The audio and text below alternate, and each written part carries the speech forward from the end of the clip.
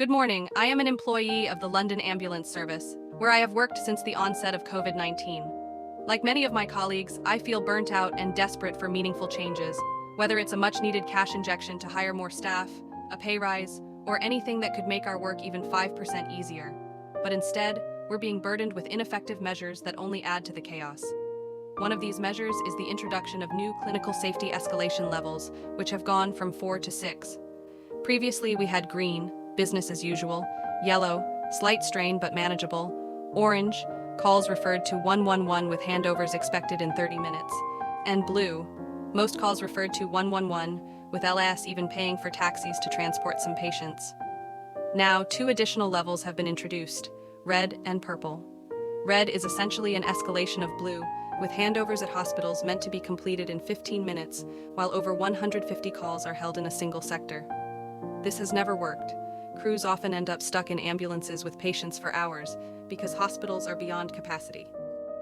Purple, the newest level, means we're holding over 200 C2 calls in a sector, and even C1 calls are taking longer than 15 minutes to reach. At this stage, handovers only happen if patients are rushed into resus, but even then, crews often refuse because patients need more care before they can be handed over safely. These levels are not solving the underlying issues, they're just adding layers of dysfunction. We also have significant issues with financial mismanagement. Our CEO, while well-meaning, has spent millions on initiatives that have not helped and, in many cases, made things worse. For example, vast sums have been poured into green energy ambulances and FRUs, fast response units, that simply don't work. £200 million was spent on a sickness triage tool for staff that failed completely. We later found out that the only reason this tool was introduced was because the CEO's brother wanted it in place and paid for it. This kind of waste and poor decision-making is pushing many of us, paramedics, call handlers, and managers, to consider privatization as a solution, not the extreme American-style system, but something more like the Australian model, where patients pay for tiers of service. For example, you might pay a small monthly fee for a bronze, silver, or gold service, which reduces costs if you ever need an ambulance. Hospitals could charge a fee for entry, with the fee waived if you're admitted but kept if you're discharged the same day. Right now, we regularly take patients to A&E who could easily be discharged and sent home to self-medicate, but the system is too stretched to handle this efficiently. In a shocking turn, the LAS is now offering voluntary redundancy payments to staff in order to save £300,000 by April. These payments are available to almost everyone, from cleaners to deputy directors.